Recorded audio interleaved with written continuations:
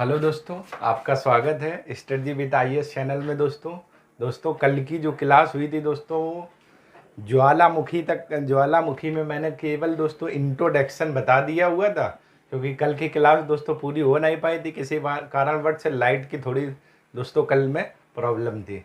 तो चलिए दोस्तों, आज की क्लास उसी के आगे शुरू करेंगे। लेकिन पहले दोस्तों, जिन लोगों ने मेरी कल की क्लास नहीं देखी है, आप लोग देख लीजिए, क्योंकि आज की क्लास दोस्तों उसी की मैं आगे शुरू करने जा रहा हूँ। तो अगर दोस्तों मेरा वीडियो आपको पसंद आ रहा है दोस्तों, तो आप लोग लाइक करें, सब्सक्राइब करें और ज़्यादा से ज़्यादा दोस्तों शेयर करिएगा। तो चलिए दोस्तों, आज की क्लास शुरू करते हैं। उसी के आगे दोस्तों हेडिंग पड़ी थी ज्वालामुखी विस्फोट के समय निकले पदार्थ, और जिसमें से कल वाली क्लास में मैंने दोस्तों ज्वालामुखी बम तक बता दिया हुआ था कि यानी ज्वालामुखी बम तक क्रेटर से कुछ छोटे छोटे गले लावा या आगले लावा के टुकड़े इस तरीके से बाहर निकलते हैं, जिन्हें दोस्तों हम लोग क्या बोलते थे?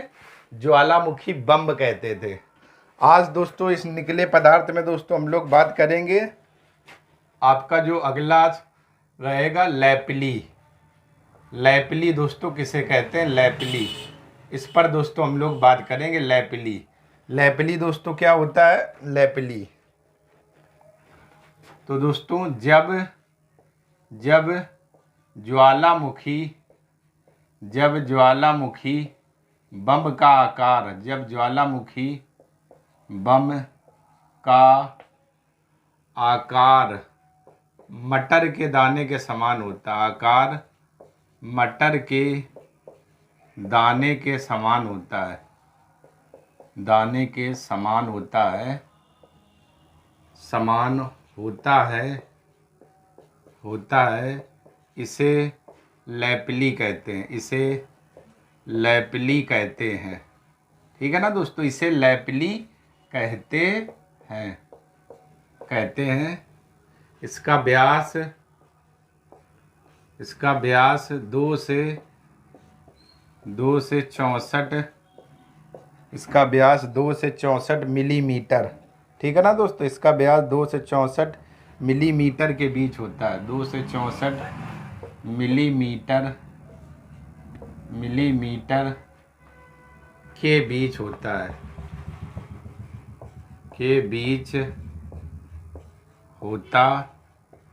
है, ठीक है दोस्तों। यानी कहने का मतलब दोस्तों, कल मैंने ज्वालामुखी बम आपको बताया हुआ था कि इस टाइप के टुकड़े ज्वालामुखी बम के छोटे छोटे निकलते हैं।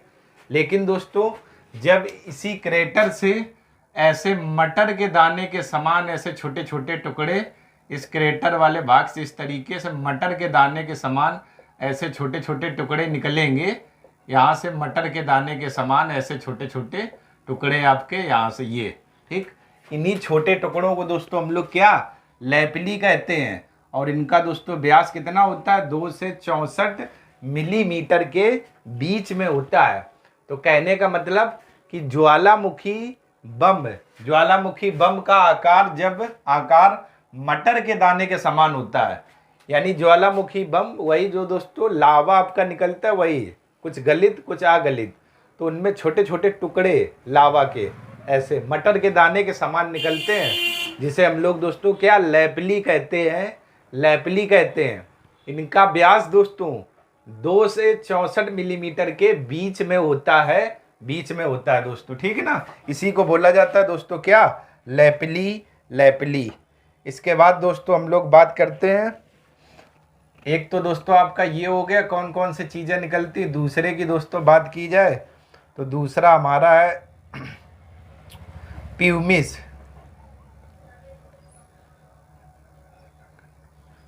अगला दोस्तों है प्यूमिस किसे कहते हैं? इस पर दोस्तों हम लोग बात कर लेते हैं। प्यूमिस ये क्या है दोस्तों?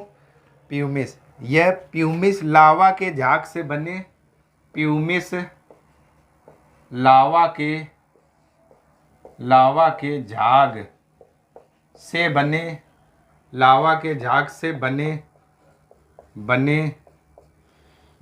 झाग से बने हल्के एवं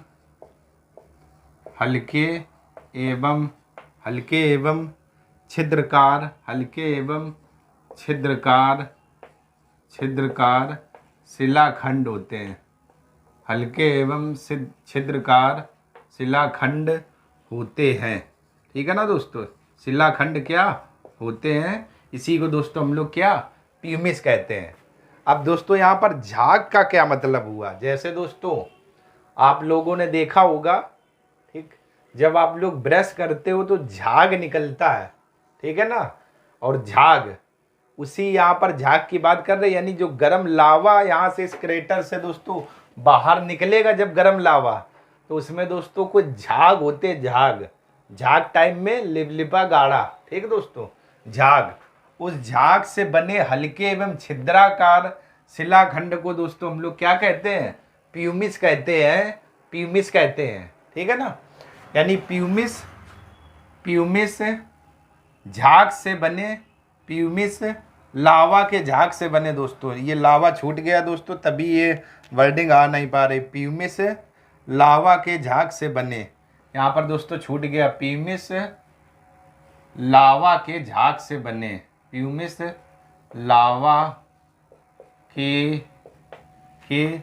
झाग, लावा के झाग से बने, ये दोस्तों है, लावा के झाग से बने हल्के एवं छिद्राकार शिलाखंड होते हैं।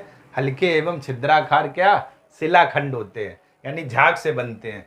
तो ये दोस्तों आपके हैं लैपली और बम। ठीक है दोस्तों, तो दोस्तों आप लोग इतने का स्क्रीनशॉट ले लीजिए। इसके बाद दोस्तों कुछ और चीज़ें निकलती, उन पर भी दोस्तों हम लोग बात कर लेते हैं।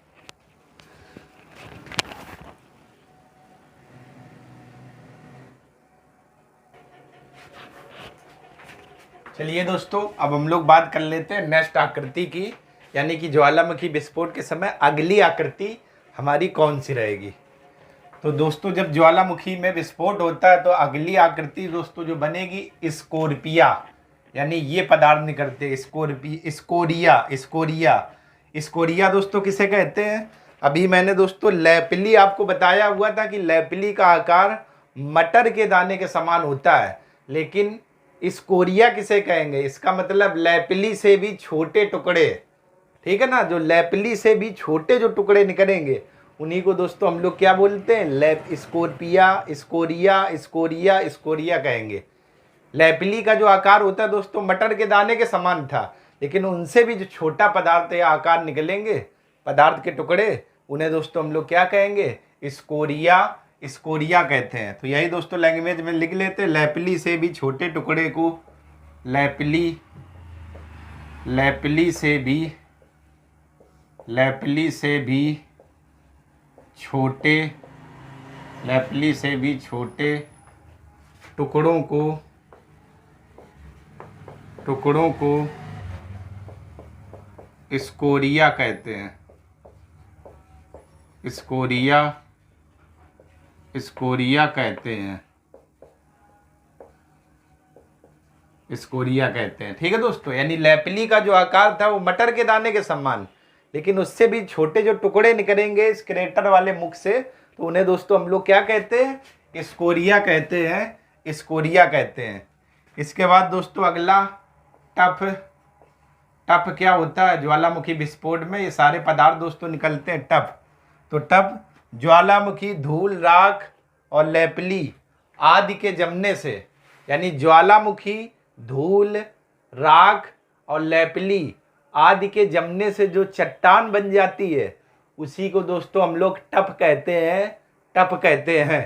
ठीक है दोस्तों, यहाँ पर लिख लेते हैं हम लोग इस चीज को, ज्वालामुखी, ज्वालामुखी, ज्वालामुखी, ज्वालामुखी के समय ज्वालामुखी धूल, ज्वालामुखी धूल, ज्वालामुखी धूल कॉमा राख, ज्वालामुखी धूल कॉमा राख और लैपली, और लैपली, और लैपली, और लैपली आदि के जमने से, आदि के जमने से, आदि के जमने से बना चट्टान, बना चट्टान, चट्टान टफ कहलाता है, टफ कहलाता है दोस्तों। ठीक है ना, यानी कि मतलब मैं ये समझाना चाह रहा हूँ कि जब ज्वालामुखी की क्रिया होती है तो इसमें ज्वालामुखी में धूल निकलती है, राख निकलती है, मटर के दाने के समान लैपली के छोटे छोटे टुकड़े निकलते हैं जिसे लैपली कहते हैं। और जब ये दोस्तों जम जाते हैं और जमने से उस टाइम जिस चट्टान का निर्माण होता है उसे हम लोग टप कहते हैं। टप कहते हैं दोस्तों, ठीक है ना। जिस चट्टान का निर्माण होता है उसे हम लोग क्या कहते हैं? टप कहते हैं। टप कहते हैं या टप कहलाता है। इसके बाद दोस्तों गैसें कुछ निकलती हैं, तो गैस में बात कर लेते हैं। ज्वालामुखी विस्फोट के समय गैस में दोस्तों सर्वाधिक मात्रा में आपकी निकलती है जलवाष्प।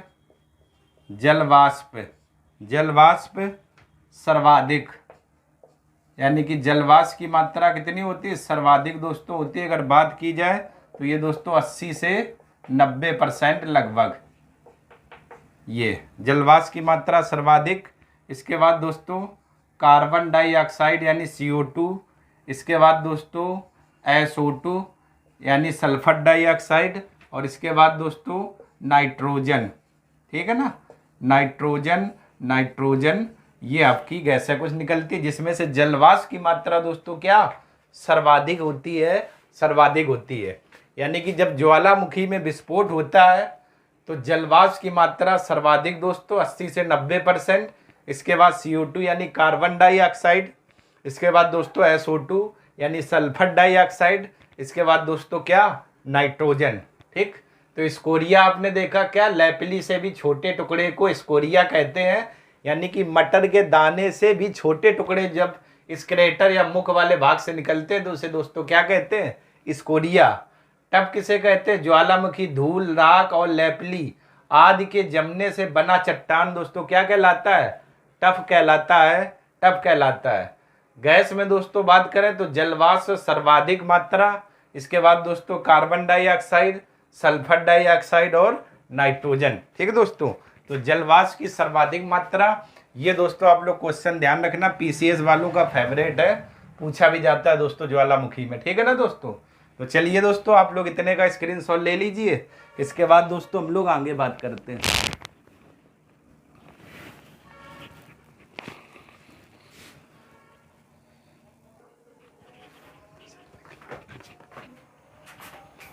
चलिए दोस्तों अब हम लोग बात कर लेते हैं लावा को लेकर, ठीक है ना।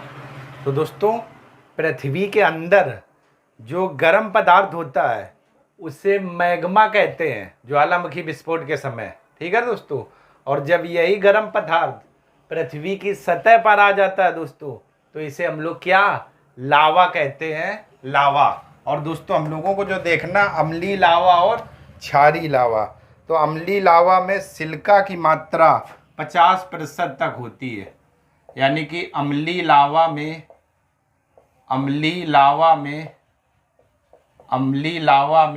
सिलिका की मात्रा 50% होती है। अम्लीय लावा में सिलिका की मात्रा 50% होती है। यह पीले रंग का चिपचिपा लावा है। यह है पीले रंग का चिपचिपा लावा है। चिपचिपा लावा है, ठीक है ना दोस्तों। यानी पीले रंग का दोस्तों ये क्या? चिपचिपा लावा होता है। और इसमें दोस्तों जो सिलिका की मात्रा वो कितनी होती है? 50%। और ये पीले रंग का क्या? चिपचिपा लावा है। इसके बाद दोस्तों क्षारीय लावा की बात करें तो सिलिका की मात्रा कम होने के कारण इसका रंग काला होता है, ठीक है दोस्तों। तो यहाँ पर हम लोग लिख लेते हैं सिलिका की मात्रा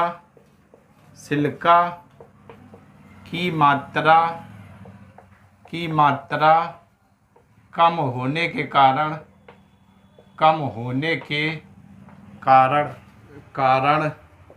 इसका रंग काला होता है। इसका रंग दोस्तों क्या? काला होता है। यानी सिलिका की मात्रा कम होने के कारण इसका रंग काला होता है। और यह कम गाढ़ा होता है। कम गाढ़ा होता है। ठीक है ना दोस्तों, क्यों? क्योंकि सिलिका की मात्रा क्या कम होती है। दोनों में अंतर दोस्तों समझ में आया। लावा पृथ्वी के अंदर गर्म पदार्थ जो होता है उसे मैग्मा कहते हैं, और जब यही गर्म पदार्थ ज्वालामुखी विस्फोट के समय पृथ्वी की सतह पर आ जाए तो उसे लावा। और ये दोस्तों अम्लीय लावा जिसमें छिलका की मात्रा 50% होती है, पीले रंग का होता है। क्षारीय लावा छिलका की मात्रा कम होने के कारण इसका रंग काला होता है और यह कम गाढ़ा होता है। ठीक है दोस्तों, यानी कि कम गाढ़ा होता है। ठीक है ना। तो चलिए दोस्तों, आप लोग इतने का स्क्रीनशॉट ले लीजिए। चलिए दोस्तों, अब हम लोग बात कर लेते हैं सक्रियता के आधार पर ज्वालामुखी के कितने प्रकार होते हैं। दोस्तों इस पर हम लोग बात करते हैं। तो सक्रियता के आधार पर दोस्तों 3 प्रकार के ज्वालामुखी होते हैं, 3 प्रकार के। और इन्हीं पर दोस्तों हम लोगों को क्या विस्तार से क्या चर्चा करनी है। सक्रियता के आधार पर 3 प्रकार के। पहला जो दोस्तों ज्वालामुखी है उसे दोस्तों हम लोग कहते हैं सक्रिय ज्वालामुखी। सक्रिय ज्वालामुखी, सक्रियता के आधार पर सक्रिय ज्वालामुखी। दूसरा दोस्तों जो ज्वालामुखी रहेगा दोस्तों वो आपका रहेगा प्रसुप्त ज्वालामुखी। प्रसुप्त ज्वालामुखी, प्रसुप्त ज्वालामुखी। और तीसरा दोस्तों जो प्रकार रहेगा दोस्तों ये आपका रहेगा शांत ज्वालामुखी। शांत ज्वालामुखी, शांत ज्वालामुखी। ठीक है ना दोस्तों। सक्रियता के आधार पर 3 प्रकार के दोस्तों ज्वालामुखी होते हैं, सक्रिय ज्वालामुखी, प्रसुप्त ज्वालामुखी और दोस्तों कौन सा, शांत ज्वालामुखी। ठीक है दोस्तों। तो आप लोग दोस्तों इतने का स्क्रीनशॉट ले लीजिए। तो दोस्तों आप लोगों ने सक्रियता के आधार पर 3 प्रकार के ज्वालामुखी देखे, सक्रिय ज्वालामुखी, प्रसुप्त ज्वालामुखी और शांत ज्वालामुखी। ये 3 प्रकार दोस्तों आप लोगों ने देख लिए हुए हैं। अब दोस्तों हम लोग इनको कल की क्लास में दोस्तों डिटेल से देखेंगे। तो आज की क्लास दोस्तों हम लोग यहीं तक रखते हैं। अगर दोस्तों मेरा वीडियो आपको पसंद आया है तो आप लोग दोस्तों लाइक करें, सब्सक्राइब करें और ज़्यादा से ज़्यादा दोस्तों शेयर करिएगा। तब तक के लिए दोस्तों आप सभी लोगों का धन्यवाद। धन्यवाद दोस्तों।